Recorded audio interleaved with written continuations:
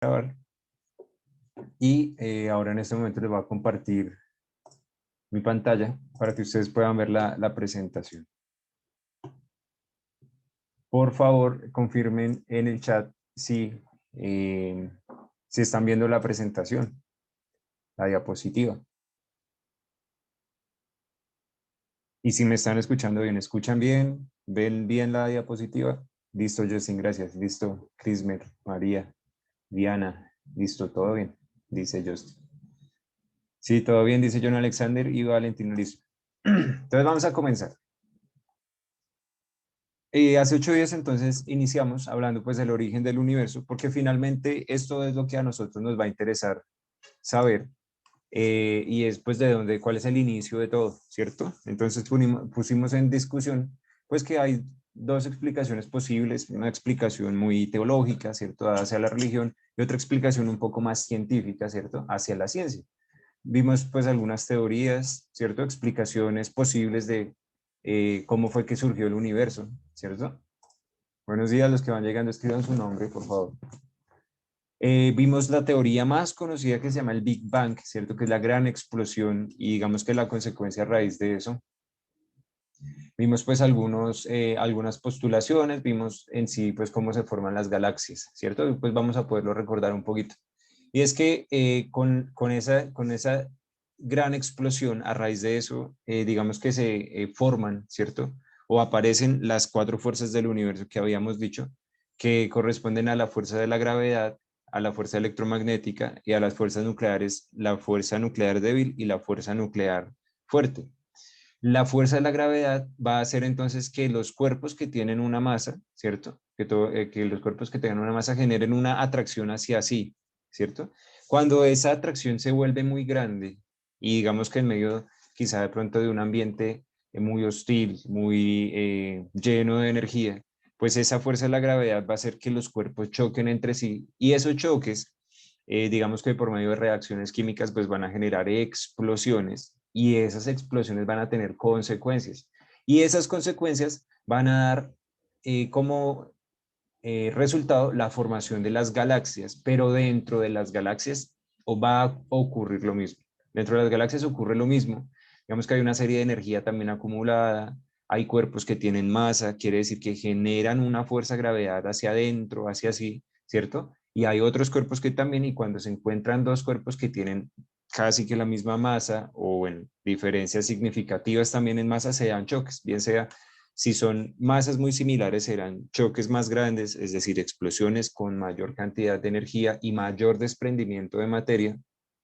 Y pues si son más pequeños, pues digamos que a la inversa.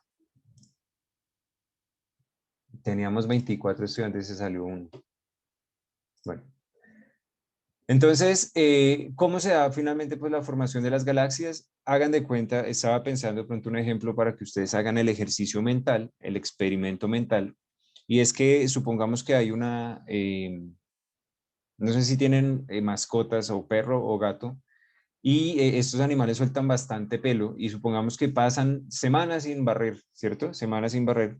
Y cuando finalmente se barre, pues sale la acumulación de todo ese pelo. Pues les digo eso porque yo tengo una perrita en la casa y pasa eso, ¿no? Entonces uno barre y sale el pelo acumulado de semanas o de días, pero supongamos que no lo recogemos y lo amontonamos aproximadamente en unas baldosas de 4x4, ¿sí? 4 baldosas hacia el lado y 4 baldosas hacia arriba, y se acumula ese pelo ahí, pero resulta que dejamos una ventana abierta y esa ráfaga de viento, que finalmente puede ser energía cinética, ¿cierto? Que puede ser viento en movimiento, que es energía cinética, va a arrastrar esos pelos hacia, por ejemplo, una sola baldosa, ¿cierto? Teníamos acumulación de 3x3 baldosas y ahora solo se acumuló en una sola baldosa. Algo así similar pasa con la energía de las explosiones. No sé si han escuchado el término de la onda expansiva de una explosión, ¿cierto? Puede que, por ejemplo, una granada, cuando arrojan una granada, las esquirlas no hacen daño, ¿cierto? Puede que las esquirlas no hagan daño porque la persona o el objeto estaba muy lejos, pero la onda expansiva sí. Entonces, la metralla que trae la granada por dentro, es decir, hagan de cuenta partículas aproximadamente de 1 centímetro, no sé, Si alcanzan el objetivo, lo van a penetrar, pero si no, por ejemplo, un vidrio, o los vidrios que estén cerca de la onda expansiva se van a romper precisamente por eso, por esa energía que genera un cambio o una distorsión del espacio-tiempo. Y por aquí Diana dice como las Torres Gemelas. Bueno, no es el caso, pero digamos allí hubo de pronto un choque de dos masas, que es la masa del avión con la masa del concreto de la torre, ¿sí?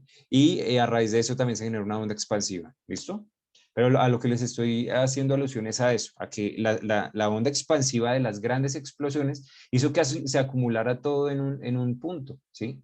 Y eso hace entonces que también se genere los distintos tipos de formas o las distintas formas que tiene una galaxia, ¿cierto? Que pueden ser así como en línea, ¿cierto? En línea, pueden ser casi como con una forma ovalada, ¿cierto? O puede ser como una forma de espiral, ¿cierto?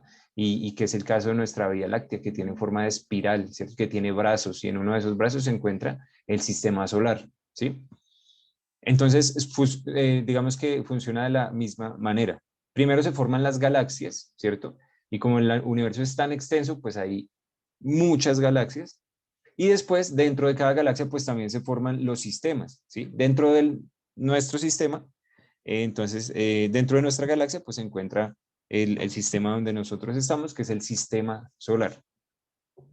La Vía Láctea se llama, bueno, ahorita lo vamos a ver con la otra presentación. Ya vamos a mirar por qué se llama Vía Láctea. ¿Listo? Miremos a ver.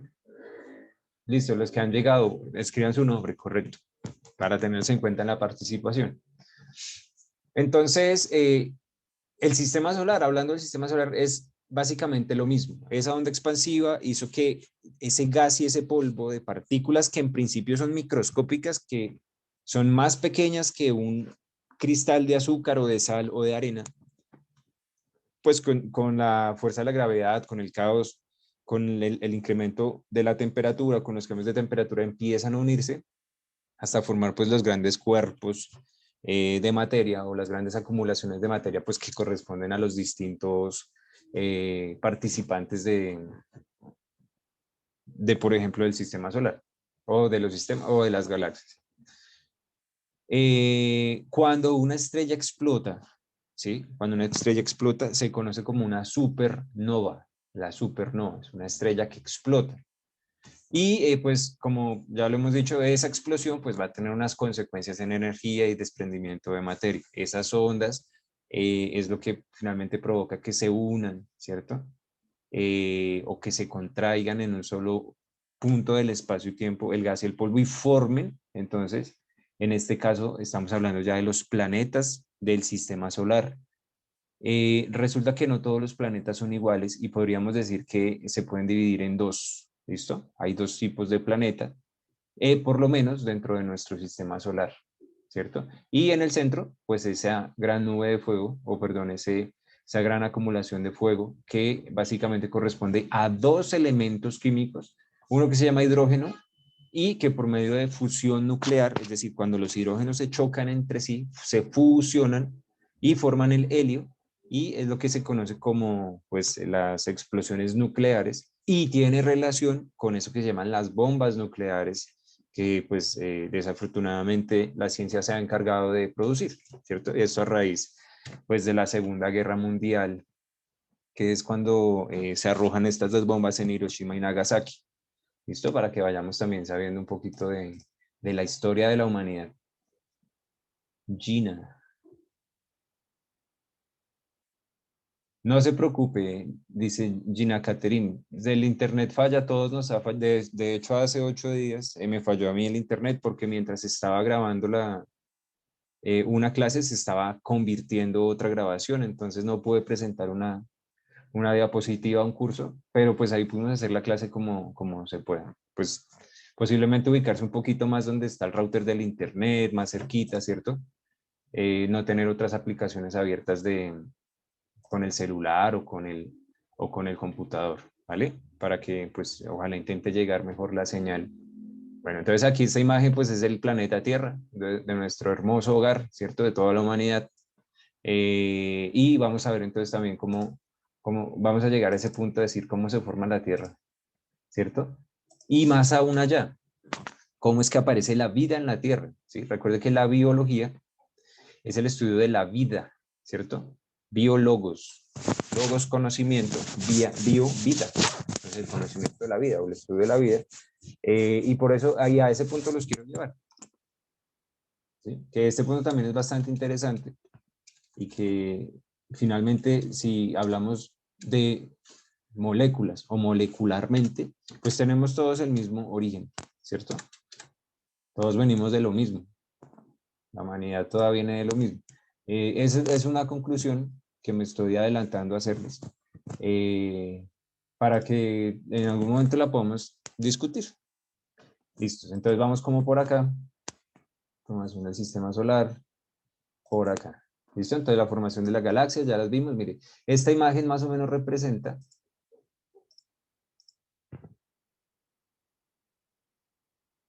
Johan también dice, tengo problemas con el internet. No se preocupen. La grabación también, ¿saben qué es preocuparse? El prefijo pre quiere decir antes. Y pues la ocupación, ¿cierto? Ocuparse antes, preocuparse, preocuparme. Es decir, no se ocupen antes de.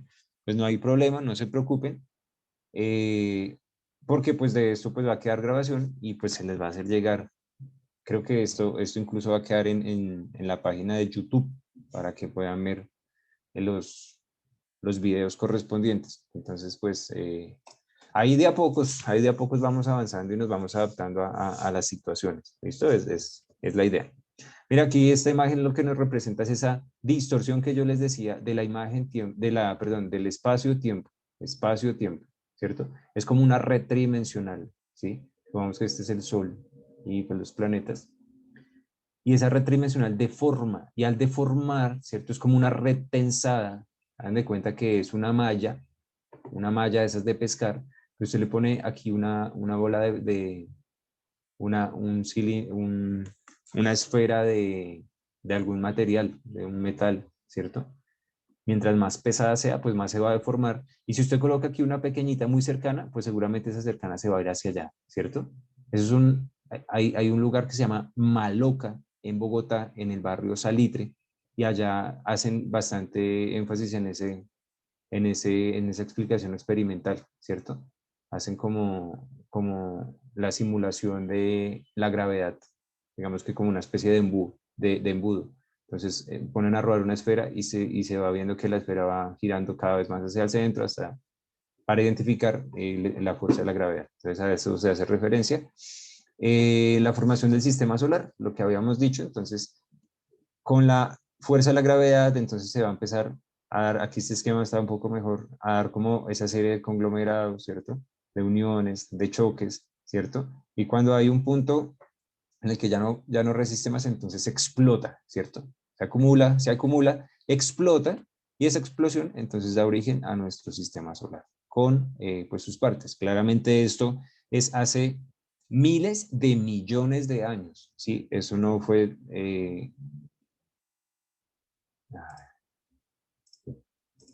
esto no fue, digamos que no se hagan la idea de que eso fue hace poco tiempo, ¿sí? Realmente fue hace mucho. Eh, bueno, aquí dice... No, entonces el chat ustedes no van a ver nada. En el chat no ven nada, a no ser de que el profesor les envíe algo. Si yo les envío una información, digamos un correo electrónico, se los envío a todos y les va a aparecer en el chat, pero ustedes no están viendo lo que los otros estudiantes están escribiendo, ¿sí? Porque es la configuración de la reunión. Esa es la configuración de la reunión. Eh, sí, entonces Jesús, el chat solo es para mí, ¿listo? Y, o sea, de aquí para allá ustedes sí pueden ver, pero de lo que sí ven otros no. Entonces yo sí dice también con una moneda, sí, digamos que podría ser, aunque tocaría mirar cómo, ¿cierto? No entiendo ahí el ejemplo.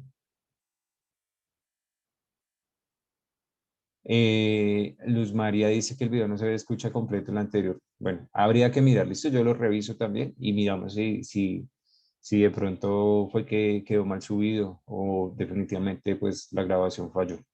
Listo, seguimos. Entonces la formación de nuestro sistema solar, Como les digo, entonces, bueno, eso ya lo hemos dicho. Aquí yo creo que ya podemos avanzar un poco más. Eh, digamos que esa acumulación va a tener finalmente la acumulación de materia y energía,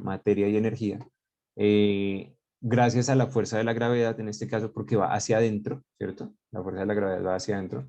En este caso, pues va a tener como consecuencia también elevadas temperaturas. Esas explosiones también tienen elevadas temperaturas, que es una característica. Ahora, ¿qué es el Sol? Entonces, lo que ya también les había dicho.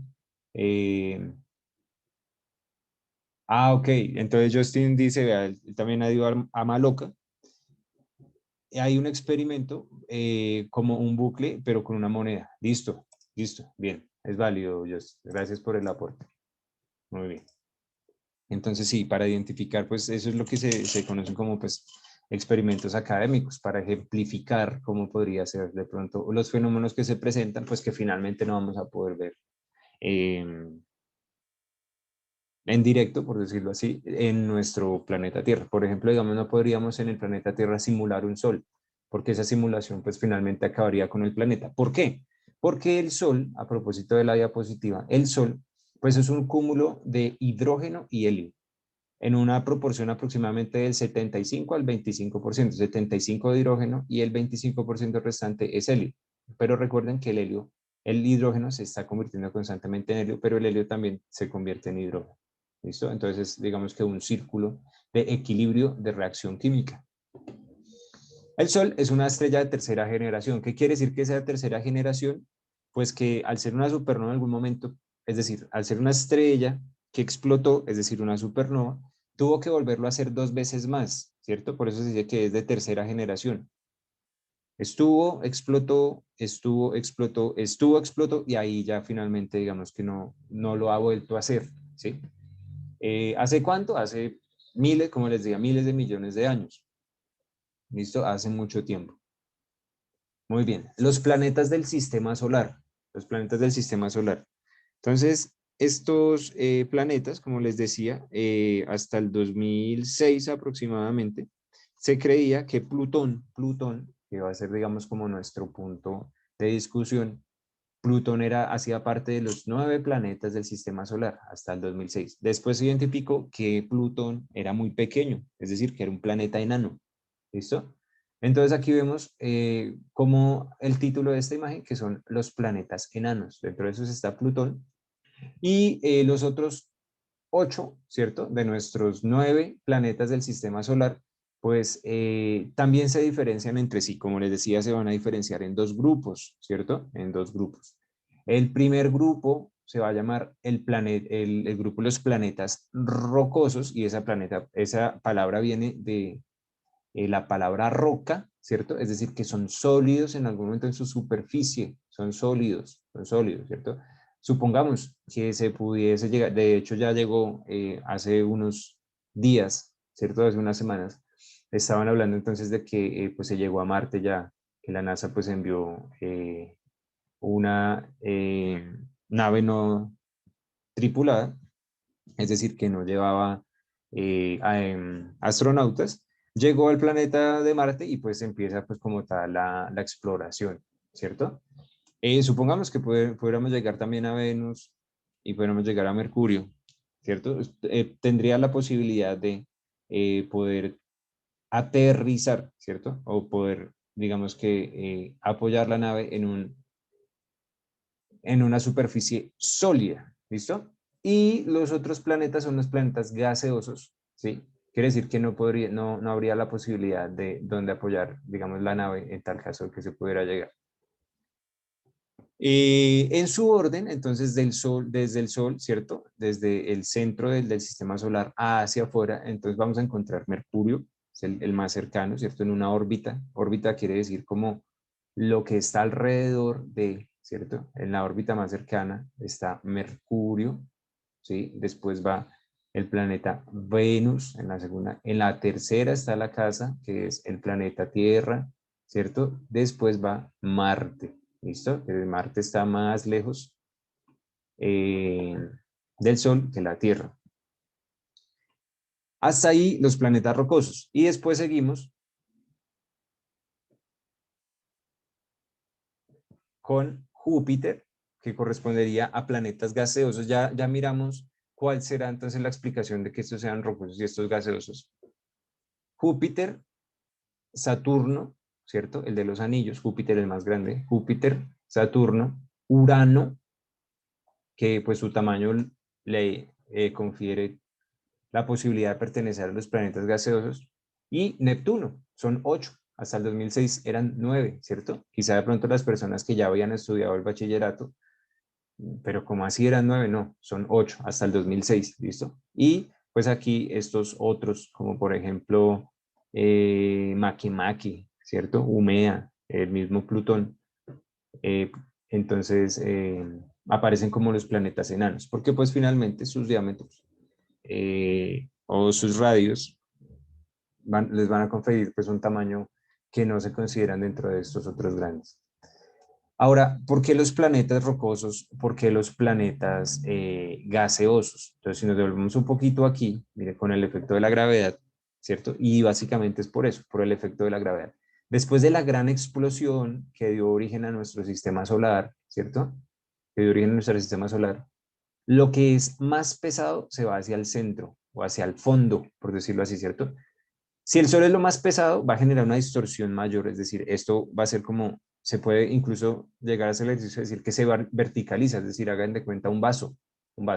Y en el fondo, ¿qué está jalando todo para que esté en órbita? ¿Cierto? Para que esté todo en órbita el Sol, ¿cierto? El Sol está jalando todo para que estos no salgan por ahí, ¿cierto? Para que no se salgan de sus órbitas. Y hagamos el ejercicio de que esto es un vaso, ¿cierto? El vaso. ¿Qué va a ir hacia lo profundo respecto a los planetas? Si yo tengo, por ejemplo, eh, una gaseosa, supongamos, gaseosa, ¿cierto? Que es una bebida gasificada. Y supongamos que la gaseosa tenga, o bueno, no, ahí digamos que esa gaseosa es una nueva gaseosa y que esa gaseosa entonces ahora trae una serie de dulcecitos. Entonces trae unos dulces, ¿cierto? Unos dulces, pero esos dulces son un poquito pesados. Entonces, ¿qué pasa con esos dulces? Se van a hundir, ¿cierto? Van a ir hacia el fondo, hacia el fondo. Esos dulcecitos representarían los planetas rocosos. ¿Y qué pasa con el gas, ¿cierto? Cuando uno abre una gaseosa, ¿cierto? El sonido característico de la gaseosa es porque el gas sale hacia arriba, ¿cierto? Tiene una densidad menor, ¿cierto? Es más ligero y sale. Ese no espera. Sale y a eso se refiere entonces la analogía o la comparación de que lo más pesado va hacia adentro y de lo que es más ligero va hacia afuera. ¿Qué es lo más pesado? Los planetas rocosos, ¿cierto? Por eso están más cercanos al Sol. Mírelos acá. Entonces otra vez, Mercurio, Venus, Tierra, Marte. Mercurio, Venus, Tierra, Marte. Hasta aquí son los más pesados, ¿cierto? Porque incluso en sus centros, en la Tierra, por ejemplo, en el centro de la Tierra es metal, es un metal que está fundido, pero es metal. Y el metal, hagan de cuenta en ese mismo vaso agregar una esferita o una esquirlita de metal, ¿cierto? Pues se va a hundir. Y después los planetas gaseosos en su orden, entonces Júpiter, Saturno, Urano, Neptuno, aquí están, Júpiter, Saturno, Urano, Neptuno. Quiere decir que cada uno de esos son distintos gases. ¿Y cuál gas es más liviano que el otro? Pues el que está más lejos es más liviano, ¿cierto? Y eso lo vamos a ver cuando lleguemos a 11, como una característica de la materia y de los elementos químicos. Mientras más liviano sea, pues más ligero va a ser, ¿cierto? Menos denso y va a tender hacia arriba, por decirlo así, en el ejemplo del vaso con agua, con gaseosa.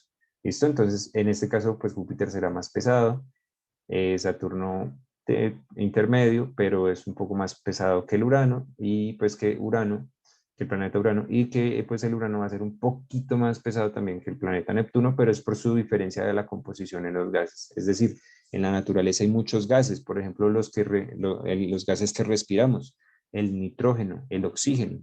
Nosotros no respiramos solo oxígeno, es una mezcla en la que incluso ahí cuando usted está respirando, tiene mayor cantidad de nitrógeno que de oxígeno, ¿listo? Y pues tiene una función como tal, tiene una función.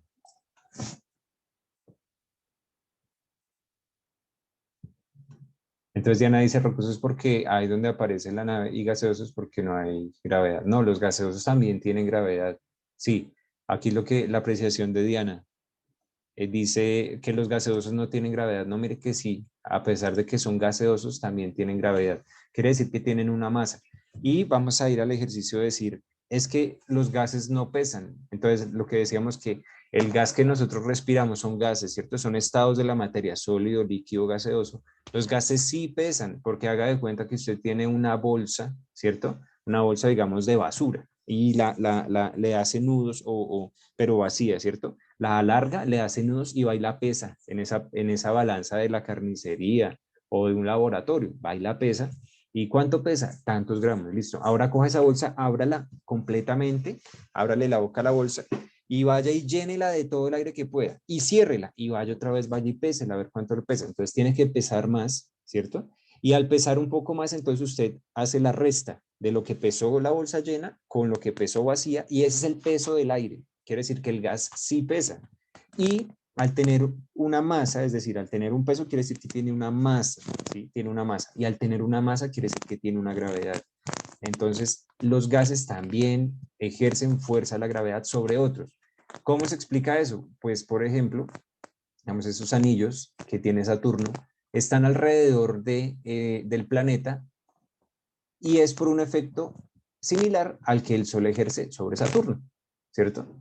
La Luna, la Luna está alrededor del planeta Tierra, ¿cierto? Nuestra Luna, como un satélite natural y está alrededor de la Tierra con una fuerza de gravedad que es igual a la fuerza que ejerce el Sol sobre la Tierra y que hace que si el Sol desapareciera, el planeta Tierra dura 8 minutos en órbita y después se iría, digamos que por una línea recta, ¿cierto? Y pues obviamente los desastres catastróficos.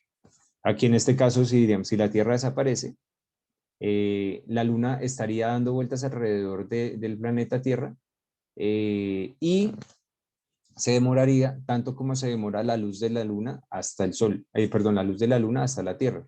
¿Qué pasa con la Luna? Que la Luna es un satélite y esa Luna no produce luz propia, es decir, allá la Luna no tiene reacciones químicas como el Sol. Entonces, ¿por qué la Luna se ve blanca, cierto? ¿Y por qué alumbra la noche? Porque funciona casi como un espejo, por decirlo así. Y eso se conoce como un fenómeno de reflexión, refleja, ¿cierto? La luz, ¿cierto? Toda esa radiación que viene desde el Sol pega en la Luna y viene a la Tierra. Eso es. Y entonces, ¿cuánto se demoraría la Luna en orbitar si la Tierra desaparece, ¿cierto? Lo que se demore la luz en llegar desde la Luna reflejada, ¿cierto? La luz reflejada desde el Sol hacia la Tierra. No sé cuánto será, aproximadamente supongo unos 2 minutos, ¿cierto? Porque con la velocidad de la luz desde el Sol hasta la Tierra se demora 8 minutos. Y resulta que la velocidad de la luz es la misma que la velocidad de la gravedad. Quiere decir que si el Sol desaparece, cuando oscurezca completamente en la Tierra, también digamos que saldría de su órbita. Pero pues eso no va a pasar. Es un ejemplo. Entonces no se asusten. Eso no va a pasar. Esto no, por lo menos en el tiempo de la humanidad. Creo que primero se va a extinguir la humanidad. Es decir, ya el planeta Tierra no va a tener vida y muchos millones o pronto miles de millones más adelante, el Sol puede desaparecer y siga cumpliendo el ciclo de explotar y volver a estar. ¿Listo? Con la formación posiblemente de otros planetas, de otra vida, ¿cierto? Pero esto tiene que pasar miles de millones de años después. ¿Listo? Entonces ahí está.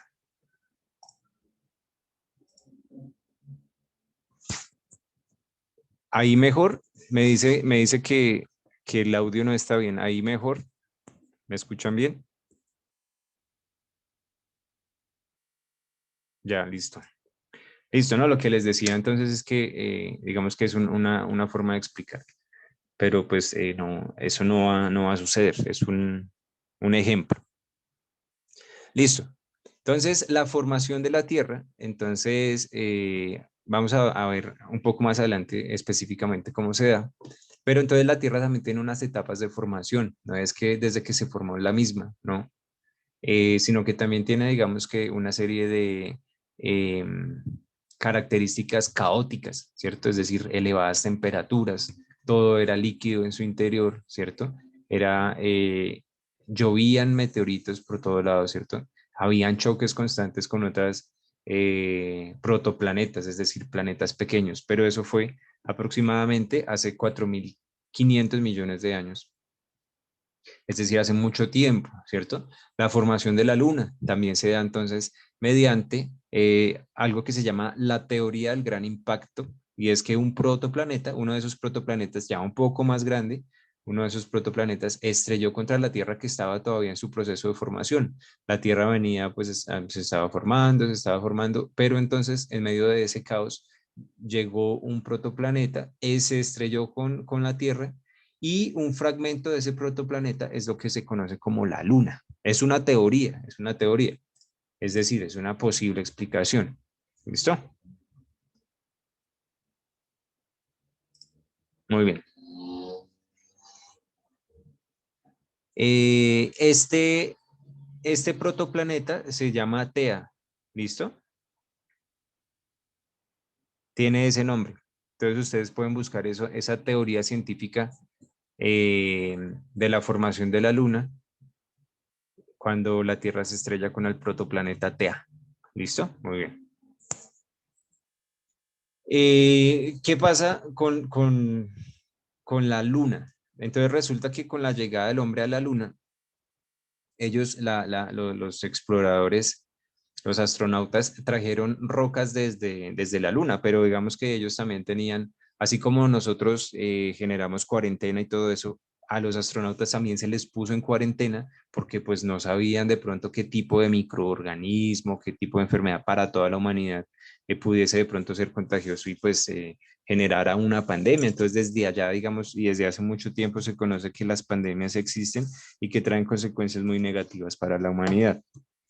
Entonces ellos duraron un tiempo en cuarentena y igual, digamos que las rocas que traían y las muestras que traían también duraron en el estudio un tiempo hasta que se identificó pues que no tenían, digamos que ningún tipo de microorganismo o de patógenos que pudieran enfermar a la humanidad. Entonces, lo que se pudo identificar es que esos materiales que trajeron de la Luna son similares a los metales con los que se producen aquí, por ejemplo, las herramientas. Por eso entonces aquí el martillo. ¿Listo? Quiere decir entonces que las características de la Luna son similares a las características de la Tierra. Parte de la Luna quedó en la Tierra, ¿cierto? No sabemos. Y parte de la Tierra quedó en la Luna. ¿Listos? Como les digo, explicados por esa teoría que estábamos viendo. Muy bien, entonces tienen preguntas. Preguntas en el chat, ¿listo? Podemos escribir las preguntas en el chat. Si no hay preguntas, miremos la siguiente diapositiva y vamos avanzando. Como les digo, esta clase de biología hasta el momento y pues bueno, en su generalidad, va a ser más conceptual, ¿listo? Va a ser como que conozcamos este concepto, miremos cómo funciona, no es tan procedimental que ustedes digan, bueno, vamos a hacer un cálculo y eso, sino hasta 11. En 11 sí ya vamos a ver que la expresión o sea, vamos a estudiar otro tipo de expresión de la materia que ya sería a forma molecular, ¿cierto? Hablando de moléculas o formas atómicas, pero pues por el momento todo es muy conceptual, es decir, cómo de poner cuidado, como de, pues de pronto cuestionarse cosas y pues de ir tomando nota, porque acuérdense que pues cada materia va a tener su evaluación, entonces si ustedes no toman nota, pues de dónde van a estudiar. Pues, también las evaluaciones salen de las guías, pero si ustedes no toman nota, entonces va a ser un poquito más complicado porque van a estar más perdidos. Entonces, pues yo no les exijo cuaderno y todo eso porque pues ya estamos en bachillerato. Pero pues si ustedes tienen que tener su libretica, tienen que tener sus hojitas, sus apuntes, ojalá pues bien organizados, ¿no? Mientras más organizados sean, mucho más claro va a quedar en sus cabezas, porque si usted copia aquí y allá y ese cuaderno es un desorden, usted también tiene un desorden en la cabeza y eso después pues va a traer consecuencias para el entendimiento de las cosas. Y así es en todo. Por ejemplo, si usted, por ejemplo, va y hace un técnico para poder acceder a una empresa y en ese técnico, pues usted todo lo tuvo así en desorden, pues usted va a ir a ser desordenado en su trabajo. ¿Listo? Entonces, para que lo tengan en cuenta. Bueno, entonces la Tierra primitiva. Pues como les decía, la Tierra se formó hace 4.500 millones de años. Y fue un poco después, cuando digo un poco después, pues no son, por ejemplo, no estamos hablando, eh, bueno, digamos que disminuye esta cantidad, ¿cierto? Disminuye la cantidad. Y fue un poquito después de la formación del Sol, es decir, está muy cercano porque finalmente la Tierra es producto de la formación del sistema solar también, ¿cierto? Y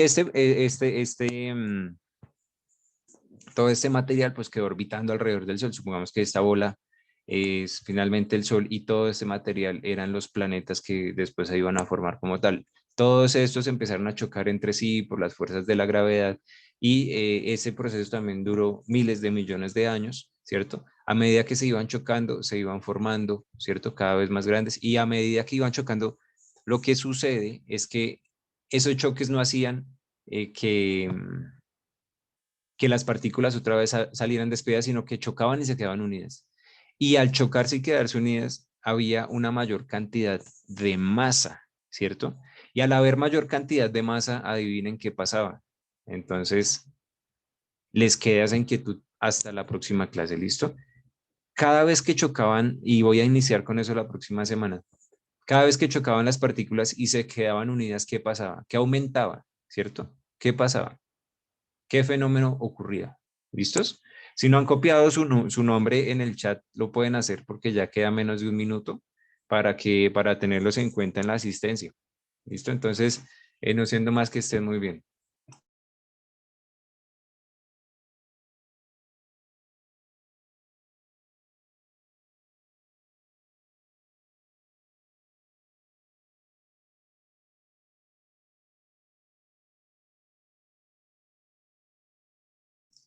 Listo. Chao Diana, chao Paulina.